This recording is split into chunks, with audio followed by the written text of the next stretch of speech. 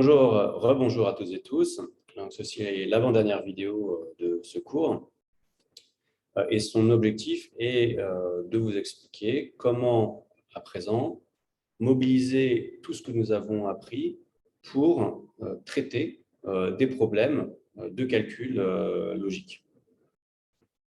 Alors, pour ça, c'est ce qu'on va appeler le calcul des propositions complexes, dans la mesure où il faut distinguer trois types de propositions: les propositions atomiques, qui ont simplement une valuation qui est définie arbitrairement.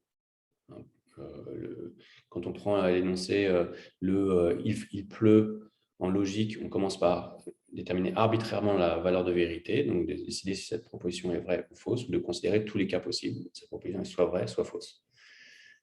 Ensuite, on a les propositions qui sont moléculaires, qui sont reliées par des connecteurs binaires, ou donc de type il fait bleu, il fait beau et 2 plus 2 égale 4. Et ces propositions moléculaires sont définies conventionnellement par le principe de vérifonctionnalité et ça va définir les connecteurs logiques et la manière dont les connecteurs logiques déterminent la valeur de vérité globale de la proposition en fonction de la valeur de vérité des propositions constituantes. Les propositions moléculaires ont une valeur de vérité qui est définie de manière conventionnelle. Pour savoir quelle est la valeur de vérité d'une proposition moléculaire, il suffit de connaître la table de vérité du connecteur logique qui constitue cette proposition moléculaire et de connaître quelle est la valeur de vérité des propositions qui la constituent, des propositions atomiques qui la constituent. À présent, nous allons considérer un troisième cas, celui des propositions complexes, qui sont constituées de plus de 2 propositions. Quand on a plus de 2 propositions, même qui sont reliées par des connecteurs binaires, on ne sait pas, simplement en regardant dans le tableau, quelle est leur valeur de vérité. Aussi, est-il nécessaire de procéder à un calcul ou de trouver une méthode qui permette de déterminer la valeur de vérité des propositions complexes sur la base de la définition fonctionnelle des connecteurs. Alors, pour répondre à cette question, nous allons prendre un problème, considérer un problème. Nous allons nous demander si non P et Q est équivalent à non Q et non P. Quand on considère cette formule, il est impossible de savoir quoi faire. Pour quelle raison? Parce que les différents éléments qui constituent cette proposition peuvent être associés de différentes façons. On peut d'abord considérer non et puis non P, ensuite et puis d'abord et puis lier Q est équivalent à non P, ou alors penser qu'on a non P et Q est équivalent à non P et non Q. Il y a encore d'autres possibilités. Donc finalement, je peux décider, selon la table de vérité des connecteurs, il faut prendre à chaque fois deux propositions, voir comment elles sont connectées pour déterminer, deux propositions élémentaires pour voir comment elles sont connectées, pour voir quelle est la valeur de vérité de la proposition complexe. Or ici, il y a plusieurs manières de relier deux propositions, et donc on peut soit commencer par traiter le connecteur de l'équivalence, soit commencer par traiter le connecteur de la négation, soit celui de la conjonction, le premier de la conjonction, premier opérateur de conjonction ou le second de conjonction. On a le choix entre plusieurs manières de traiter de traiter cette formule, si bien qu'on ne sait pas quelle est la bonne manière de procéder. Alors, pour cela, pour régler ce problème, il faut d'abord s'appuyer sur un premier principe. Il faut s'appuyer sur les principes de priorité qui nous permettent de déterminer quels sont les éléments qu'il faut traiter ici en premier. Alors, le premier principe, je vais le marquer ici, parce que j'ai oublié de le marquer auparavant, c'est le principe de priorité de la négation.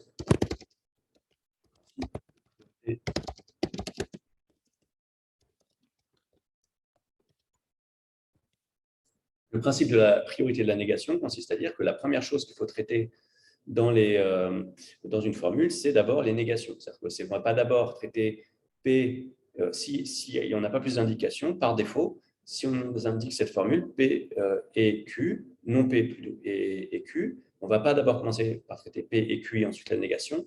On va d'abord traiter la négation donc, qui porte sur une seule proposition, non P, et ensuite non P et Q.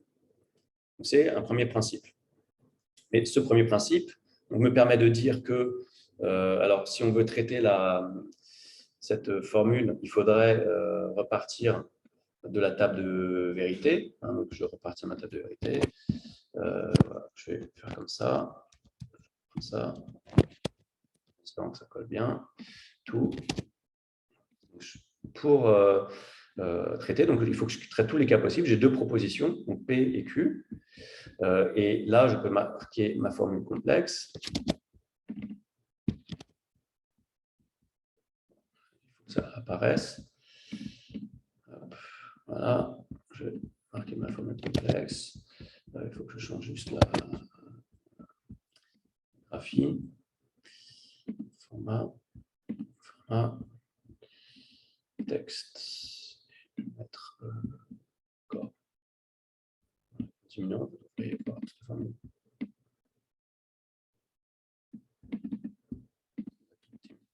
Très grave.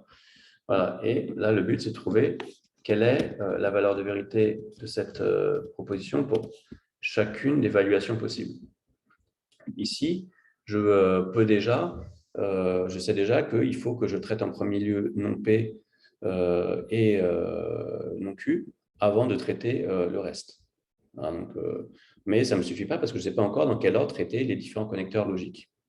Alors, pour résoudre ce problème, il est nécessaire d'ajouter à une formule logique des règles de priorité. Là, il n'y a pas de règle de priorité essentielle intrinsèque entre et implique et équivalent. Ça dépend de chaque formule. Donc, il faut qu'on puisse, il manque en fait encore un symbole logique pour pouvoir traiter ce type de formule, c'est des règles de priorité. Donc, il nous faut un symbole. D'abord, il faut que vous traitiez le et, ou d'abord, il faut que vous traitiez l'implication, ensuite, vous traitez le et, etc.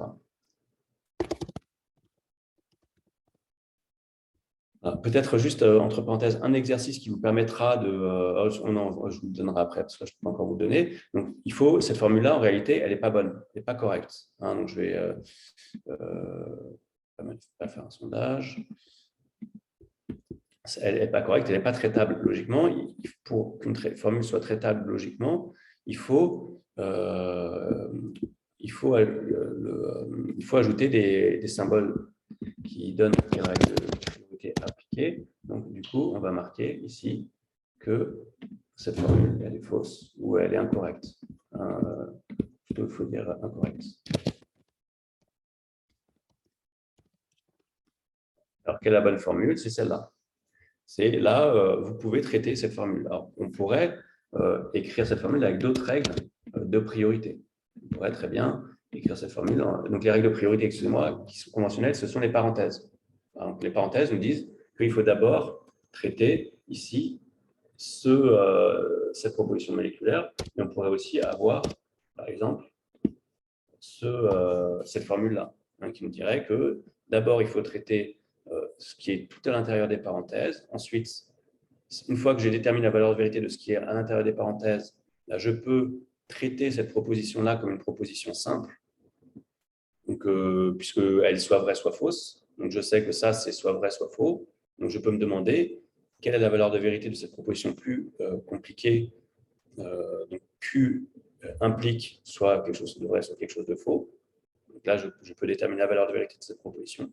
Et enfin, une fois que j'ai déterminé la valeur de vérité de cette proposition, je peux déterminer la valeur de cette vérité de ma proposition globale.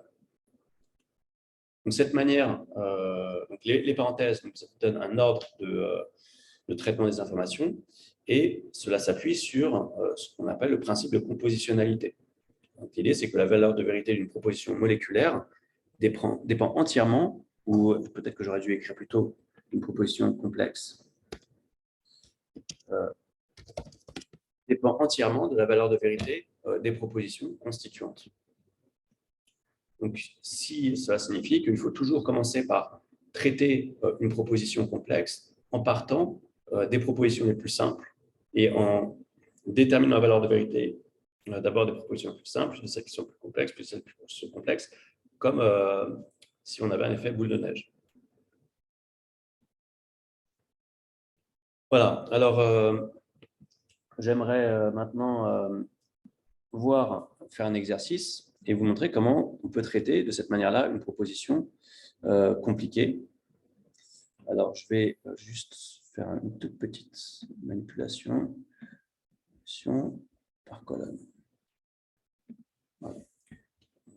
Ça devrait, ah oui, il faut que je lise le document et que je le partage avec vous. Je vais faire comme ça. Voilà, je vais partager l'écran.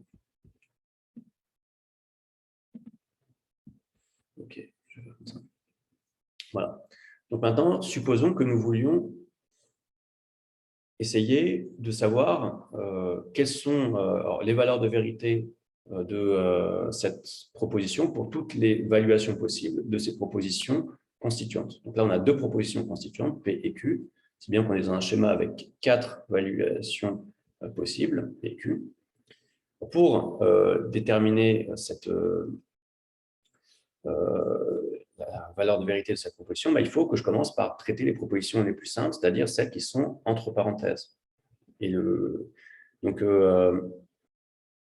ici, voilà, si je commence par traiter le premier élément, donc vous avez P et Q. Donc là, il faut juste que je mémorise la table de vérité du et, où je lise dans un tableau quelle est la valeur de vérité de la conjonction de deux propositions, et donc j'obtiens ce tableau-là. Ensuite, on sait que quand on nie une proposition complexe, une proposition moléculaire ou n'importe quelle proposition, on inverse la valeur de vérité. Donc là, je vais traiter maintenant la négation, ce qui me donne cette table de vérité-là. Faux, vrai, vrai, vrai. Ça inverse toutes les valeurs de vérité. Je ne peux pas encore traiter l'équivalence, puisqu'il faut d'abord, avant de pouvoir traiter l'équivalence, que je traite l'intérieur de l'autre parenthèse.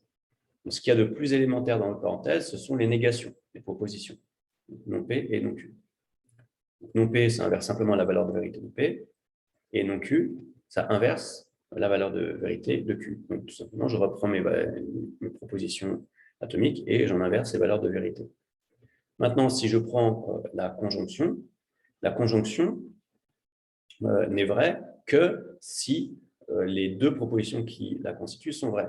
Si les deux propositions qui constituent cette conjonction sont non P et non Q, c'est bien que j'utilise ma table de vérité, les deux dernières colonnes que j'ai tracées, et je vois que cette conjonction n'est vraie que dans le cas où j'aurais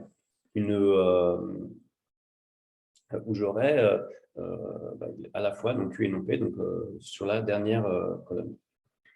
Maintenant, j'ai traité l'intérieur des parenthèses, il ne me reste plus qu'à traiter l'équivalence qui est la dernière opération à traiter ici, simplement parce que les parenthèses définissent cet ordre de traitement des opérateurs.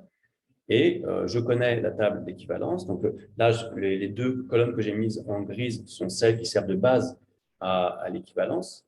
Donc j'ai juste à regarder la table de vérité de l'équivalence. Je sais que la table l'équivalence, une proposition équivalente est vraie si ces propositions qui les constituent sont soit toutes les deux fausses, soit toutes les deux vraies, et qu'elle est fausse dans les autres cas.